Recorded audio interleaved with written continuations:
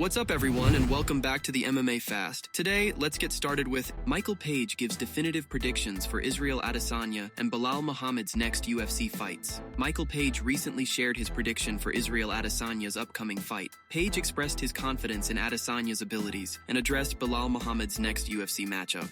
I'd bet my house on Adesanya coming back. I know he's had a few ups and downs, but he's just got that mentality, that grind, that push. He wants to get back there. He's got that motivation, excitement. I've spoken to the team and he's changed a few things around and he's doing a few more things again. That shows excitement. That shows motivation. Still like he's trying to still make things work and change things and adjust things. So I'm actually looking forward to seeing what you know. Adesanya turns up either way. He's gonna win. Page then discussed a potential welterweight title fight, as many expect Shavkat Rakhmonov to challenge Muhammad this year. Even before the fight was announced, I was asked about it, and I've always said Belal. Definitely made me stick with that decision after watching Shavkat in his last fight. It wasn't the greatest of performances.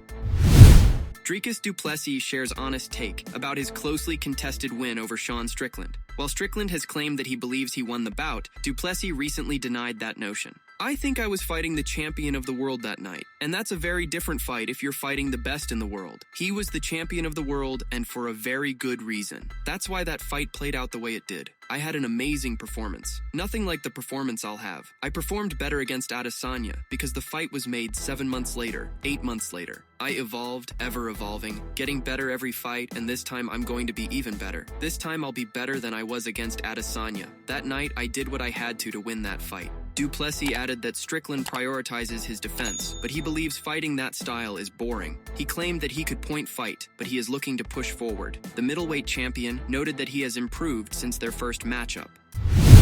Alexander Volkanovski's coach teases upcoming title fight, but suggests Ilia Topuria may not be the opponent. Alexander Volkanovski recently hinted that he would return to action in the coming months. His longtime coach Joe Lopez has now echoed the same sentiment. However, Lopez remained cryptic about a potential opponent for the great, a surprise given the expectation that Volkanovski would face Ilia Topuria. I don't know if anything's been locked in yet. At this stage, they've told us to be ready for Miami, but they haven't given us an opponent. We're just waiting. We'd really like to get that one back. Nothing's been said and nothing's been signed. I can't say. It is the fight that we really want back. I think it'll be for the belt anyway. They told us it's a belt fight. So whether it's Topuria or whether it's somebody else, I don't know.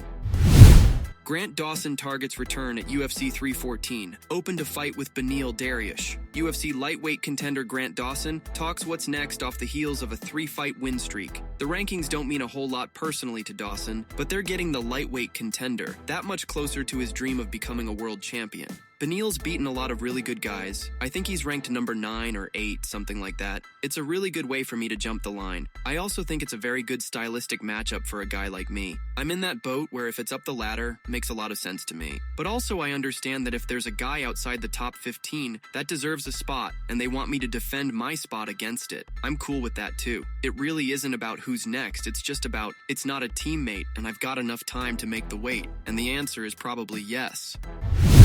Tim Welch gives positive health update on Sean O'Malley. Head coach Tim Welch has given an update on the health status of Sean O'Malley, and it's a positive one. O'Malley hasn't been seen in action since losing the UFC Bantamweight Championship to Merab Dvalishvili back in September 2024. O'Malley underwent hip surgery after the fight and has been on the road to recovery. During the interview, Welch revealed that the former UFC Bantamweight champion is starting to grapple in the gym post-surgery. They haven't confirmed anything with us. They gave us a couple of ideas. They haven't confirmed anything or any date. Right now, finally, he's starting to get back to being able to wrestle and train jiu-jitsu for real, which is really nice, and it makes me feel a lot better. But right now, we're just focusing on recovering like a champion and just doing everything he can, putting down all social media, not doing any more podcasts, saying no to interviews. He's really recovering like a pro, and to beat someone like Merab, that's what it's going to take.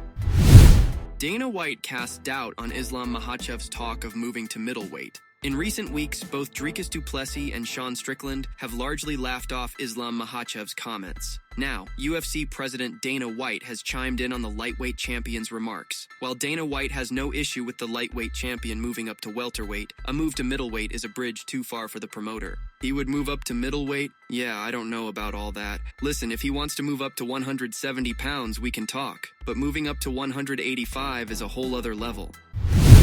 Alex Pereira will corner Sean Strickland at UFC 312. Sean Strickland will have a champion in his corner at UFC 312. Pereira knocked out Strickland in the first round at UFC 276, but the pair have since linked up and trained together. We will have Alex Pereira in the corner, so dropping the news right now. He's a good friend of Sean. He's a great training partner. Obviously, these guys have fought, but after the fight, I think it takes a man to go and learn from the guy who caught you with something. These guys trained a lot with each other. Sean went up there to help him get ready for Khalil Roundtree, and I love having him, man. It's great energy, so we just talked yesterday. We were going to have the fourth, and it was going to be Alex, so I can't wait having him.